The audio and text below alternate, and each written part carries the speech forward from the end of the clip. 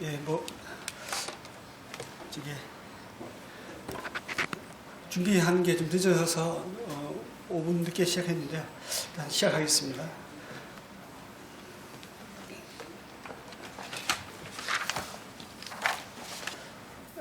이게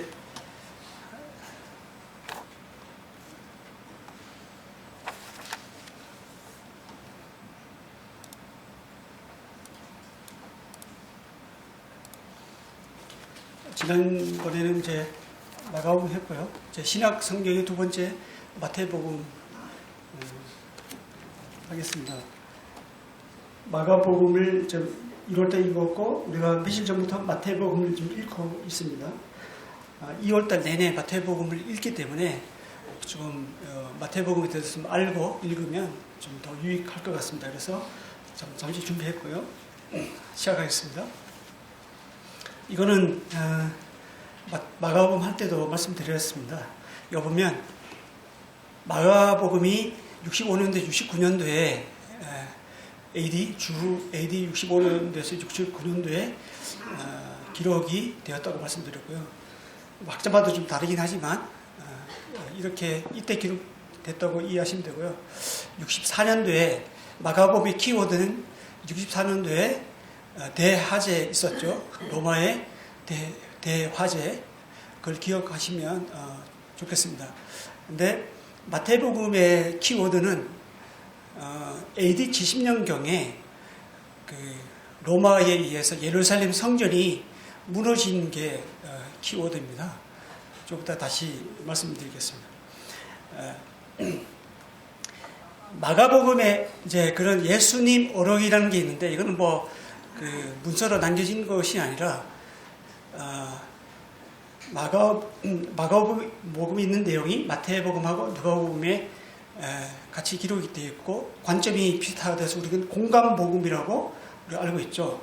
근데 요한복음은 그 외에 중복되는 게 그렇게 많지 않습니다. 그래서 요한복음은 별도로 보고 있고 마태, 마가, 누가는 관점이 비슷한 점에서 우리가 공감복음이라고 하고 있습니다. 마가복음에는 661절이 있는데요. 마가복음에서 말씀드렸지만 예수님의 행적 중심으로 기록되어 있습니다. 근데 마태복음에는 이 마가복음의 행적, 이 마가복음에 보면 예수님의 말씀이 나오긴 해요. 근데 행적 중심으로 되어 있다 보니까 마태복음에서는 예수님의 마가복음에서 나오는 예수님 말씀을 확장해서 기록했다고 보시면 되겠습니다. 그래서 마태복음에는 예수님의 말씀들이 많이 나와요. 거의 예수님 말씀 중심으로 기록되고 있습니다. 근데 마가복음에 661절인데요. 마태복음에는 마가복음에 있는 구절이 509절 정도가 마가복음에 있는 내용 그대로 인용되고 있습니다. 이것은 마가복음에 해서 한 75% 정도 가져왔고요. 마태복음이 총 1068구절이에요. 여기서 마가복음에서 가져온 이 비중이 46% 정도 됩니다. 그 반면에 누가복음에서는 마가복음에 있는 내용이 누가복음에는 359절이 들어있는데 이것은 누가복음의 전체 비중에 비해서는 한 30% 돼요. 그만큼 마가복음에 있는 마가복음이 먼저 쓰여져 있고 마태복음이라든가 누가복음은 그 후에 기록이 됐기 때문에 마가복음에 있는 이 하나님의 말씀 복음서를 참조해가지고 이렇게 기록했던 흔적들을 볼 수가 있습니다. 마태복음에 독특하게 들어있는 구절들이 있어요. 마태복음에만 있는 구절들이 333절 정도 되는데 예수님의 탄생, 유년기 1장 2장에 보면 예수님의 탄생, 베들레헴에 태어나시고 유년기 시절 마태복음에만 있습니다.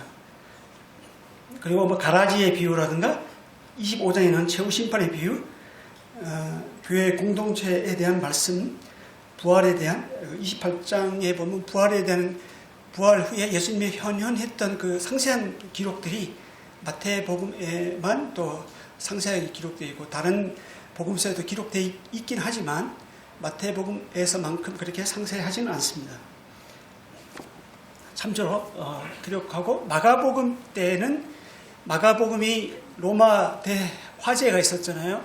이때 64년도에 화재가 있었는데 이때 베드로가 순교를 당합니다.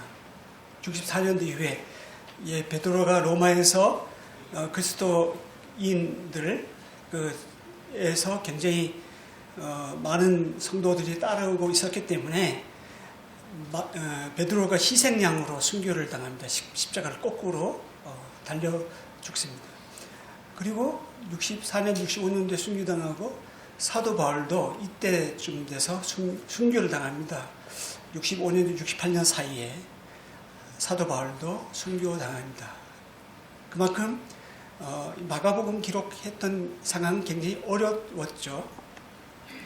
근데 마태복음에 기록했던 당시는 AD 70년경에 그 대화재, 로마 장군 타이투스에 의해서 예루살렘이 돌 위에 남지 않고 예수님의 예언대로 무너졌습니다. 그런 기록들이, 그런 표현들이 몇몇 구절에 나와 있고요. 그런 걸 보면 확실히 70년 이후에 마태복음 기록됐다는 것을 뒷받침해 주는 말씀들이 있습니다. 이때 당시에 바리새인과 서기관들이 철저하게 유대 중심으로 이렇게 차별화했습니다. 그래서 마치 바울이 여기저기 다니면서 믿는 사람들을 옥에 가두고 했던 것처럼 이때 당시에 바리새인과 서기관들이 비유대적인 자기네들의 가르침을 따르지 않는 사람들을 따로 이제 축출해 놓고 추방시키고 그랬습니다. 특별하게 팔레스타인과 시리아 그쪽에 사는 성도들을 핍박을 했습니다. 그래서 철저하게 예수 믿는 사람들을 이제 유대인과 비유대인들을 가려냈죠. 근데 예수님 믿는 사람들 중에서도 유대계 출신 성도들이 있었잖아요. 근데 많이 이제 율법도 어떤 이제 따르기도 하고 그 습관들이 있었기 때문에 그렇게 하긴 했지만, 그래서 이때 당시에, 그래서 마태복음 23장에 보면 화 있을진저, 바리새인과 서기관들이 듣도록 화 있을진저, 이렇게 해서 7가지 저주에 대한 말씀이 나옵니다. 그토록 마태의 이 기록자, 마태를 기록하는 이 마태는 그만큼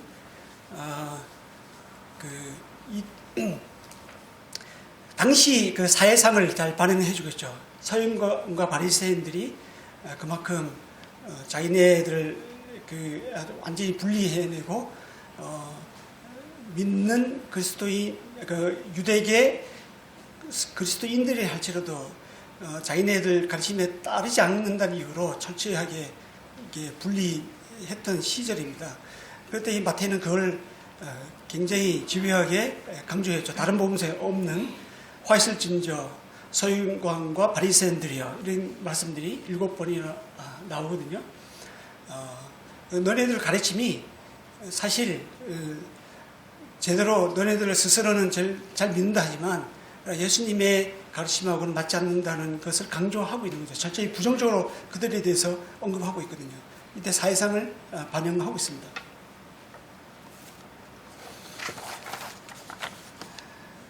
마태복음에 이게 내용 28장까지 되어 있는데, 이건 뭐 상세하게 다 설명은 못 드리고, 이거 보면 크게 1장, 2장, 그 다음에 3장부터 25장, 26장, 28장 크게 3가지로 나눌 수 있는데요.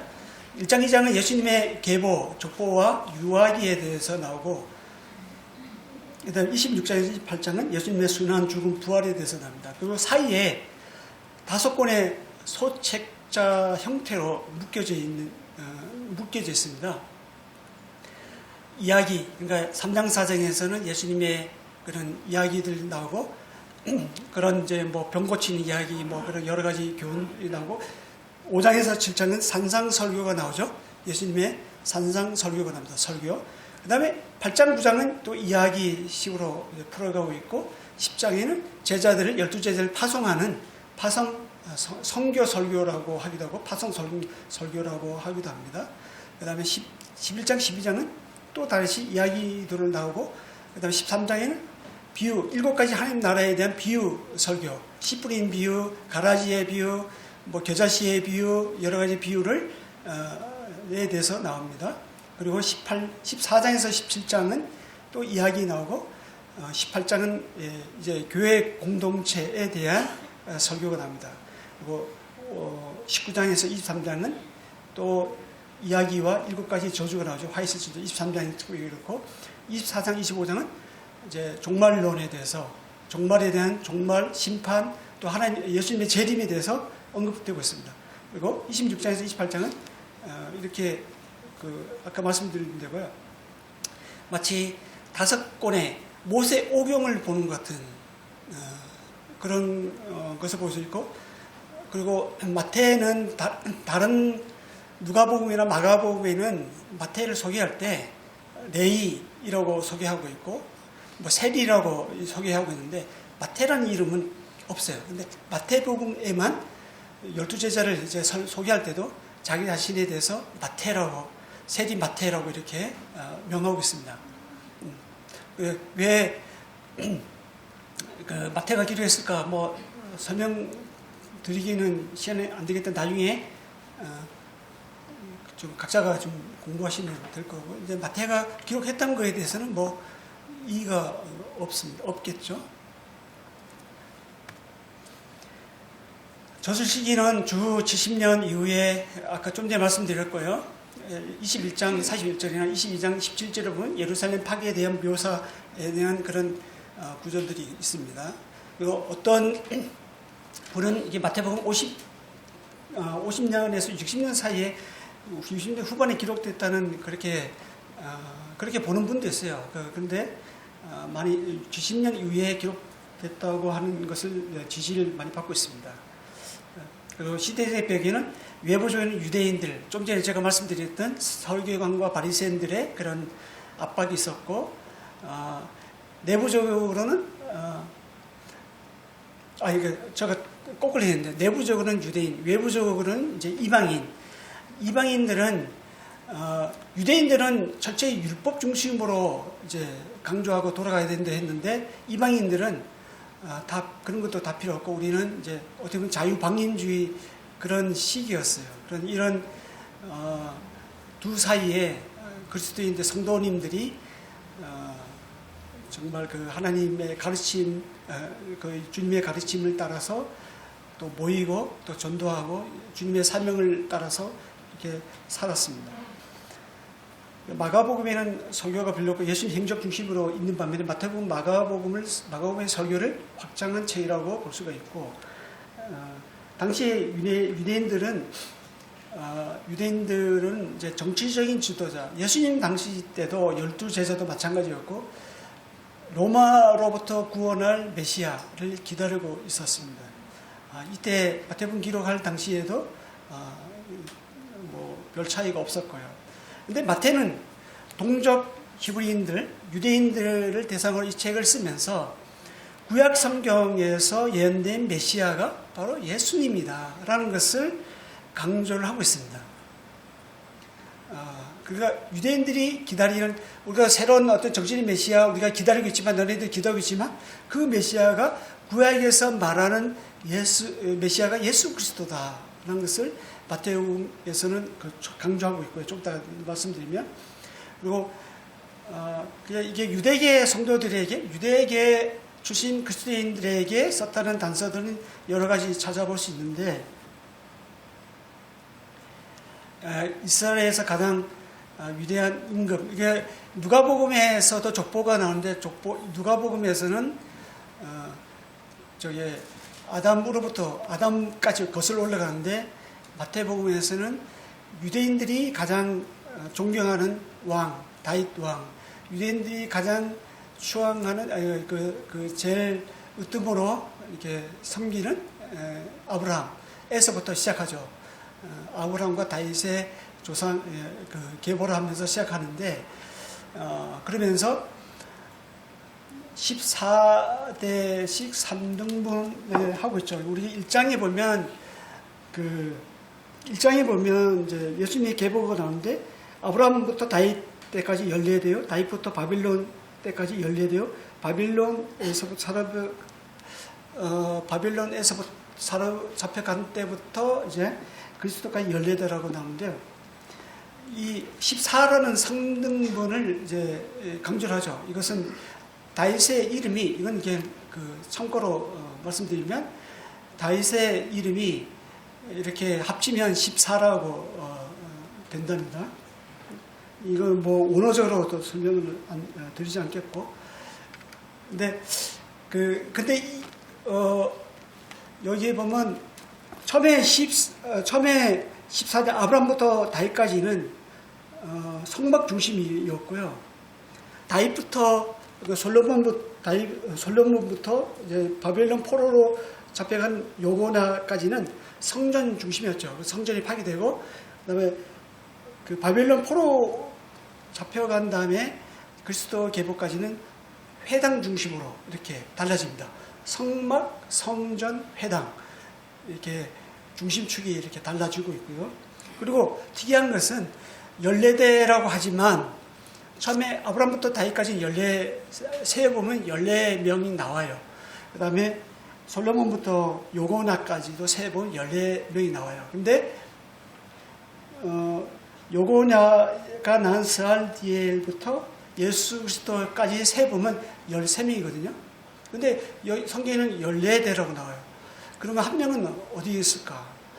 우리가 거기까지 생각 안 해봤을 것 같은데, 이 마지막 한 명은 교회로 채워져야 되는 게 아닌가, 교회가 아닌가, 그냥 저 혼자만 생각해 봤습니다. 한 명이 부족한데 그것이 교회로 채워서 완성이 되는 것 같은 생각이 들었고요. 그 다음에 예수님의 족보에 보면 가장 유대적이어야 되는데 비유대적인 내용이 들어있죠. 여인들이 3명이 있고, 그도 이방인들도 있고, 룻도 있고, 그 다음에 기생 라합 같은 경우는 여러 가지 도덕적 결함이 있잖아요. 굉장히 유대적으로 보면 굉장히 부정한, 상대를 안 한. 그런데 처음에 이걸부터 시작해요. 근데 예수님께서 12제자를 파송할 때 너희는 다른 데 가지 말고 이스라엘에게 가라, 이렇게 말씀해요. 그리고 뒤에 보면 시돈과 두로 시돈에서 가나안 여인을 만났을 때, 가나안 여인이 귀신 들린 자기 딸을 고쳐달라 했을 때 예수님께서 나는 잃어버린 양에게 왔지 다른 데 오지 않았다 했을 때, 그 가나안 여인이 뭐라고 합니까? 개도 떨어지는 부스러기를 먹습니다 했을 때 예수님께서 내 믿음대로 될지어다, 이렇게 했죠. 굉장히 예수님 자체도, 그리고 처음에 이 유대계 그리스도인 자체, 처음에 유대인으로 생각했던 사람은 굉장히 유대적이었어요. 근데 복음이 처음부터 이제 그 문이 모든 민족, 모든 족속에게 이제 열려져 가는 그런 것을 볼 수가 있고, 유대계 그리스도인들의 대상으로 썼지만 이 복음이 유대인 이스라엘 제사장을 삼아서 모든 민족에 전파되는 것이다라는 것을 강조하고 있죠. 그리고 마지막 19장 28절에 뭐라고 말하겠습니까? 가서 모든 족속에게 제자를 삼으라고 했잖아요. 모든 족속에게 가라 했잖아요. 잃어버린 양에게로 가라고 한 것이 아니라 모든 민족에게 가라고 명령합니다. 이 복음이 유대적으로 이렇게 해서 시작이 되는 것을 보이지만 결국에는 복음의 문이 모든 민족, 모든 족속에게로 세상으로 전파되는 문이 활짝 열리는 그런 것을 볼 수가 있고 굉장히 은혜죠. 유대계 그리스도인들에 쓰여졌다는 그거 보면 마가복음에는 그 율법 준수, 이게 마태복음 5장 18절에서 19절 이게 보면 이게 그 손 씻는 장면이 나오는데 마가복음에서는 가로 열고 이는 뭐 유대인들의 이렇게 이런 전례가 있더라 이래갖고 무려 2줄 가량을 설명을 달아놓는데요. 마태복음은 그런 설명이 없어요. 이미 그들은 얘기 안 해도 그렇게 하고 있으니까, 그렇게 했으니까 따로 부가적인 설명이 없었던 거죠. 성전세 납부하는 것도 그렇고 율법 준수, 뭐 또 안식일, 그 마지막 때를 얘기하면서 너희가 그 안식일에 이런 일이 당하지 않도록 기도하라 이런 말씀들이 나오는데 이미 유대인들은 이런 얘기를 딱 들으면 알아요. 딱 와요, 감이. 근데 이방인들에게는 뭔가 추가적으로 설명이 필요했죠. 그래서 마가복음하고 다른 복음서하고 마태복음의 차이점이 그런 거고요. 그리고 조직적인 배열을 선호하던 저자 특징이 발현됐다고 하는데 마태는 굉장히 세리였잖아요. 세금을 걷는 징수원이었거든요. 징수원. 그러다 보니까 굉장히 체계적이고 조직적이고 굉장히 아주 주도 면밀했었어요. 그래서 세금을 걷기 위해서는 굉장히 꼼꼼하잖아요. 해야 되잖아요. 그래야지 그걸 관리가 되니까. 그런 것이 여기 보면 마태가 보면 이게 3이란 숫자, 세 가지의 비유, 뭐 갖다 이렇게 3이란 숫자, 그다음 5란 숫자, 7이란 숫자 그런 것을 잘 사용하는 것을 읽어보시면 그런 특징적인 것을 볼 수가 있어요. 굉장히 조직적인 배열을 선호하는 그 직업이 반영이 된 것을 볼 수가 있고요. 이제 마태가 예수님을 새로운 모세, 그러니까 새로운 이스라엘 지도자로 모사하고 있다는 것에 대한 단서가 있는데, 요 보면 마태복음에는 뭐 요셉이 애굽으로 애굽으로 이제 피난 가는 모습, 요셉에 의해 이스라엘 백성들이 애굽으로 피난했죠. 또 애굽에서 몸을 체류하는 모습, 헤롯에 의해서 남아가 학살된 모습, 바로에 의해서 남아들이 학살되고, 모세 때도 남아들이 학살됐잖아요. 모세가 태어날 때 학살을 면하게 된 예수님, 학살을 면하게 된 모세, 애굽에서 이스라엘로 이렇게 나오는데, 이거는 예수님은 구약에서 말하는 율법과 예언서에 언급된 하나님 뜻을 완벽하게 실현하신 분이다. 그리고 그 이스라엘 백성들은 율법을 못 지켰지만 율법을 가장 잘 실현하고 지키는 분으로 이제 이스라엘이 뭔가 새로운 선지자 모세를 기다렸지만 그분이 바로 예수님이라는 것을 마태는 이제 그걸 풀어 나가죠. 이거는 이게 받는 사람이 유대에게 그리스도인이라는 것을 유대인의 그런 환경에서 자랐던 그런 배경이 있기 때문에 이런 풀어가는 것이 가능했고요. 마태복음 안에는 이스라엘의 출애굽 사건과 비교될 만한 사건들이 있는데, 이제 뭐 예수님께서 침례받는 모습이라든가 홍해의 물 갈라지는 거, 뭐 광야, 또 예수님께서 광야에서 시험 받으셨잖아요. 이스라엘 사람들이 40년간 광야에서 시험 받았죠.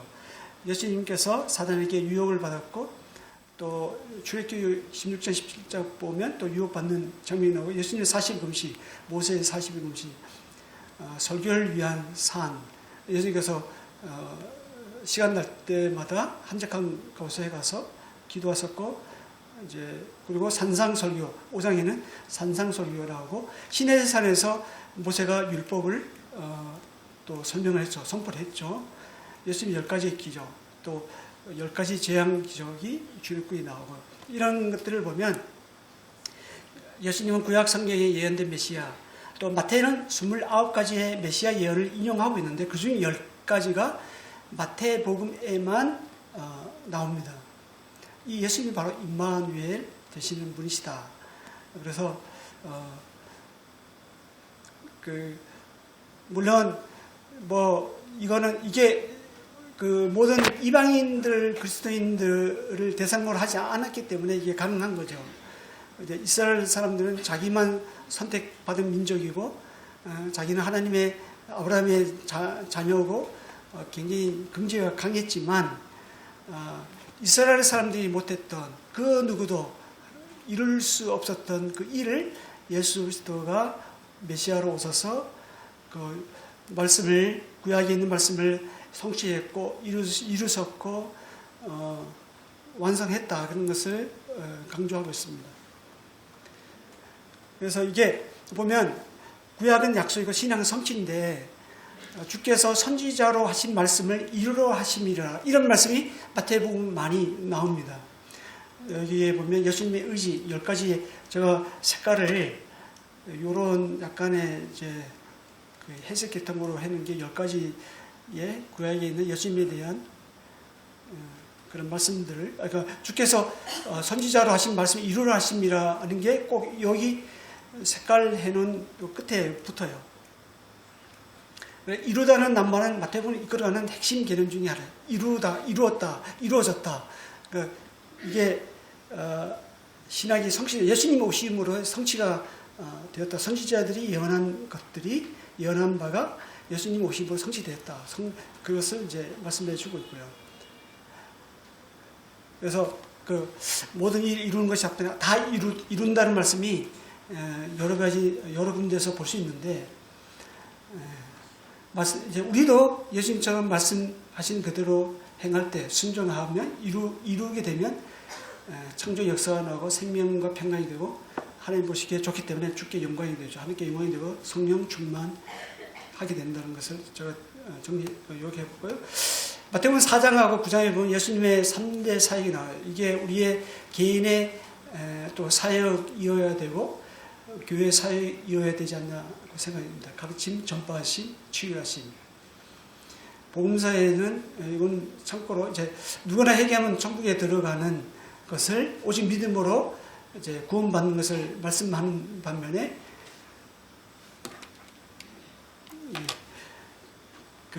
하나님의 기대는 열매맺는 백성, 열매를 얻게 하기 위한 거라는 거.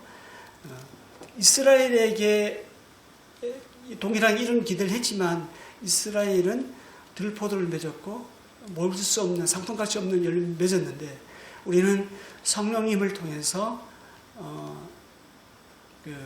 성령의 9가지 열매, 의의 열매, 천국의 열매를 우리가 맺을 수 있는 은혜를 입었죠. 굉장히 그것은 성령님이 있기 때문에 가능한 거죠. 우리 안에 성령님이 그 일을 주도해 가시기 때문에 가능하다는 것을 여기서 볼 수가 있고요.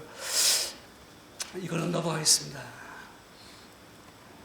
근데 예수님의 주 행적을 좀 보시면 마태복음 1장에 보면 지금 지도 보시면 베들레헴에서 나섰고요. 그리고 저기 헤롯에 의해서 3세 이하 다 죽이니까 예수님께서 애굽에 잠시 피신해 갔다가 귀환하는 내용이 나옵니다. 이 오늘날 베들레헴의 모습입니다. 건물은 뭐 달라져도 땅은 그대로니까 당시 상황을 당시에는 이 집들이 이거보다 없었겠죠. 이게 그 베들레헴 탄생 기념교회, 예수님 탄생 기념교회라고 세워져 있는데 그냥 이거는 그냥 지금 그렇다는 거 알려하시면 되고 그 다음에 3장에 보면 요단강에서 예수님께서 침례받으셨고 4장에 보면 예수님께서 광야에서 마귀에게 시험을 받으셨죠. 여리고 옆에 있는 요 시험산이라고 해요. 여기 여행 가보면. 근데 정말 여기서 시험 받은지는 모르지만 전승에 의하면 여기서 시험 받았다고 하는데 아는 사람은 확실한 건 아무도 없습니다. 그냥 생각 우리가 지금 묵상하는데 도움은 되죠. 그리고 갈릴리 여전히 예수님 때도 갈릴리하고 예루살렘이 거의 내용의 중심이에요. 4장부터 13장까지 갈릴리에서 제자를 부르셨고 치유 기적을 행하셨고 산상설교했었고 여러 가지 비유를 말씀하셨어요. 어디서 했냐면 이 갈릴리에서 했어요.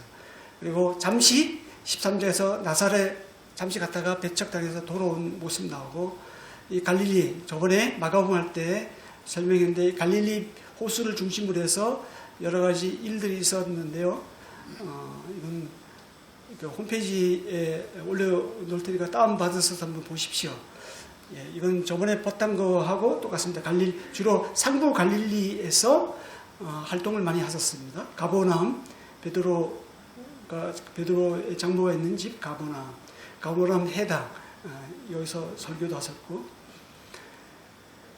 예, 여기가 화이슬진저 고라시나 마태복음 11장에 나오는 이 고라신 지역입니다.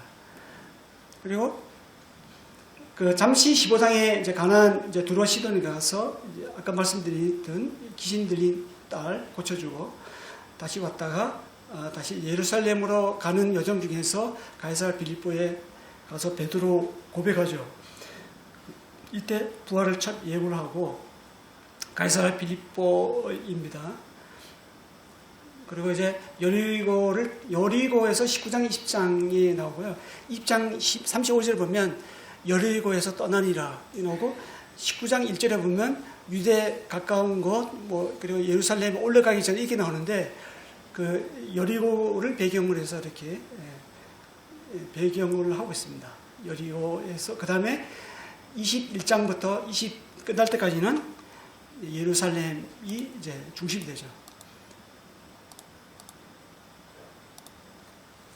네, 이렇게 이런 이제 감을 가지고 성경 읽으시면 되겠습니다. 예루살렘 동그라미 있는 지역이 이제 성전 있는 데고요. 감난산 예수님이 기도하셨고 겟세마네 동산 기도하셨고 베다니 여리고는 한참 요 사이가 유대강내인데 유대강내를 지나서 여리고를 가야 되고 여리고는 해저기 때문에 그래서 예루살렘 올라갔더라 이렇게 표현하고 있는데 실제로 예루살렘 가려면 올라가야 됩니다. 유대강내하고 겟세마네 동산에서 바라본 이제 예루살렘 지나가겠습니다. 예, 너무 시간 길게 할 수 없기 때문에 여기서 마치 기도하겠습니다. 아버지